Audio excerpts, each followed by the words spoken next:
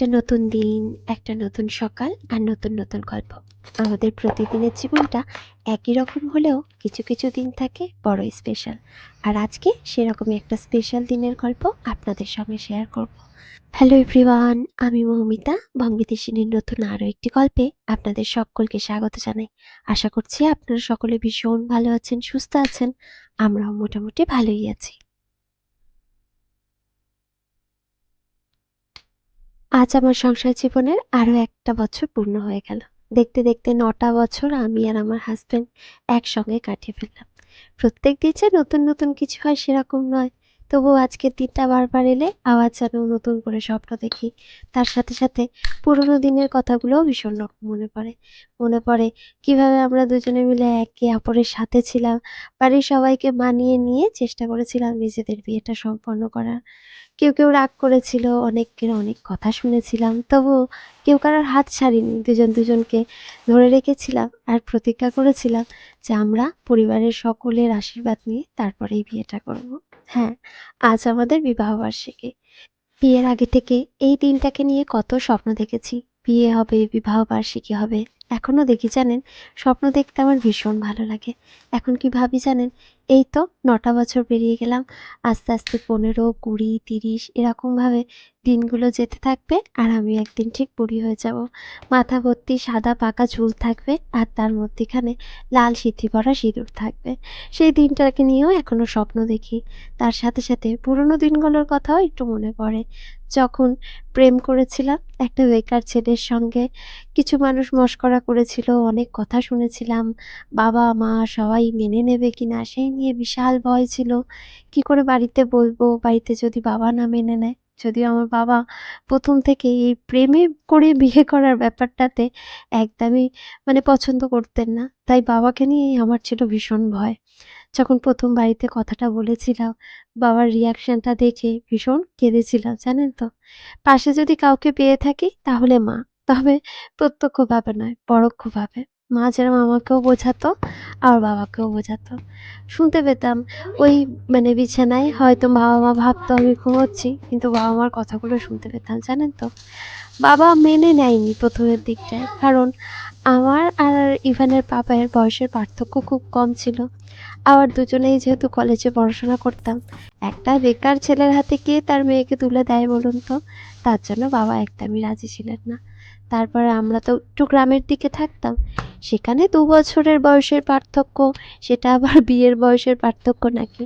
একটা ছেলের সঙ্গে বিয়ে হবে, তার একটা ভালো চাকরি থাকবে, তার একটা ঘরদোর করার মতো অবস্থা থাকবে, বা যেরকমই হোক না কেন কমপক্ষে ৮, ১০ বা তারও বেশি একটু বয়সের পার্থক্য হলে তবেই বিয়ের জন্য তাকে উপযুক্ত পাত্র হিসেবে ধরা হয়।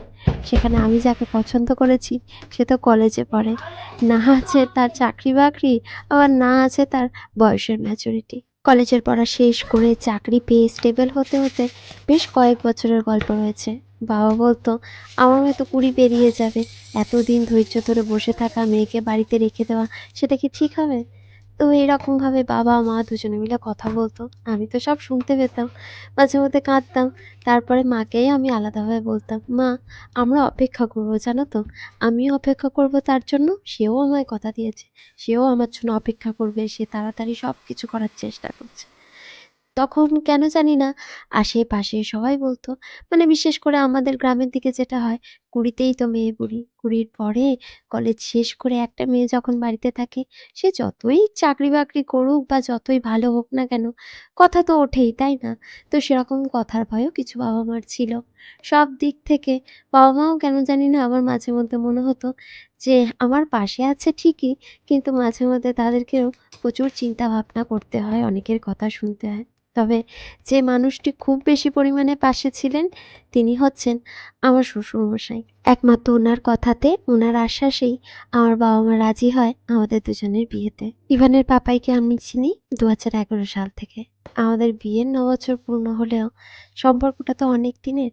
যখন প্রথম প্রথম সম্পর্ক হয়, বন্ধুত্ব হয়, তারপর ভালোবাসা প্রেম যাই বলুন না কেন, তারপর যখন বাড়িতে বলি, প্রথম তো মাকেই বলেছিলাম, তারপরে মা বাবাকে বলেছিল। বাবা তো শুনে ভীষণ রেগে গেছিল। তো তখন মা বাবাকে বোঝাতো যে দেখো ও তো নিশ্চয়ই ভালো কিছু দেখেছে, ভালো কিছু বুঝেছে, তার জন্যই ভালোবেসেছে। দুজনেই ছোট ছোট, একটু তো সময় লাগবে ওদের, একটু বুঝতে দুজনকে টাইম দিতে হবে। তারপরে মা বলতো ওরা ভালো থাকলে আমরাও ভালো থাকবো।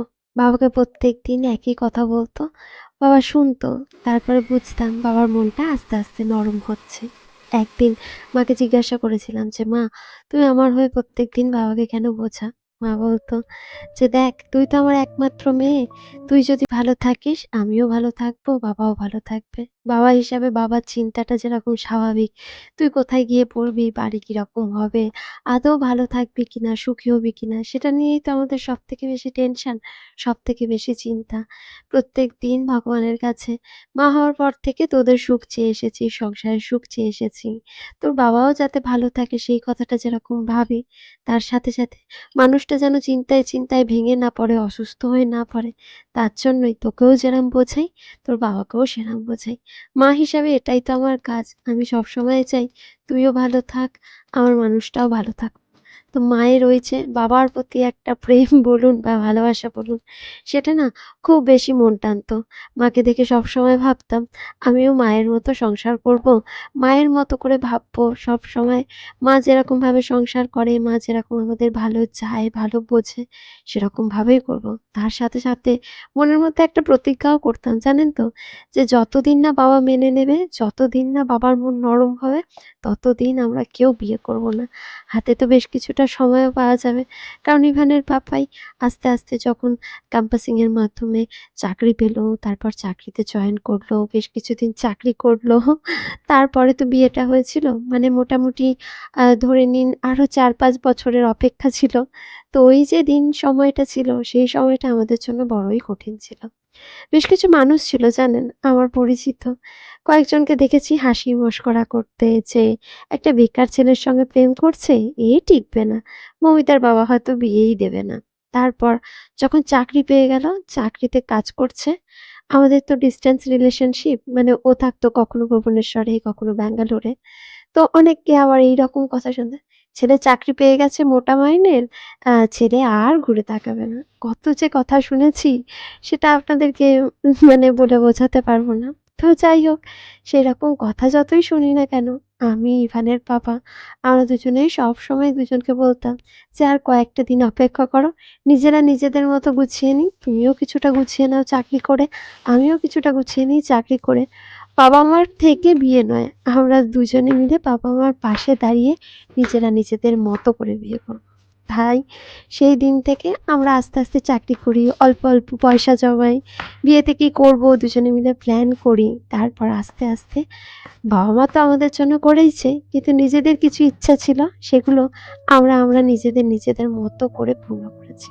তার সাথে সাথে প্রতিদিন ওই যে ফোন আলাপ চলতো, তাতে কে কি বলেছে, কে কি খারাপ কথা বললো, কে কি ভালো কথা বললো, দুজন দুজনের সঙ্গে আলোচনা করতাম। ইভানের পাপাই বলতো লোকের কথায় কান দিও না, কে কি বলছে সেটা নিয়ে অত বেশি ভেবো না, নিজে নিজের কাজ করে যাও, পড়াশোনা করে যাও। যখন জব করতাম তখন বলতো কাজের দিকে মন দাও, আরো ভালো কোনো কাজ করতে পারো কিনা, বা নিজে কি করে ভালো থাকবে সেসব নিয়ে ভাবো।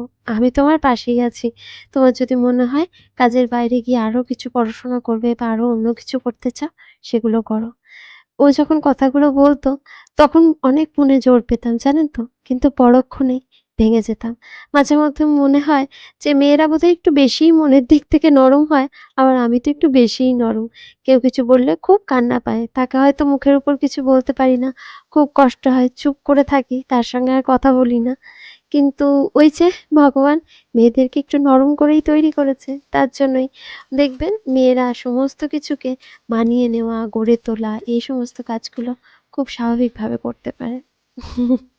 যাই হোক চলুন, আপনাদেরকে প্রেমের গল্প বলতে বলতে এদিকে আমার রান্নাবান্নাও প্রায় হয়ে এলো।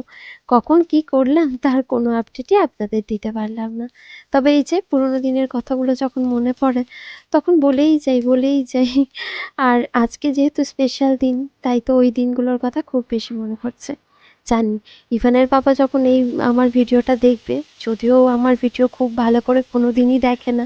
হ্যাঁ, ঠিক আছে, ওই যে স্পেশাল স্পেশাল কিছু ভিডিও, যেমন ধরুন কোথাও ঘুরতে যাওয়ার ভিডিও যখন দিই, বা ইভানের জন্মদিনের ভিডিও, এরকম কিছু ভিডিও যখন দিই তখন দেখে।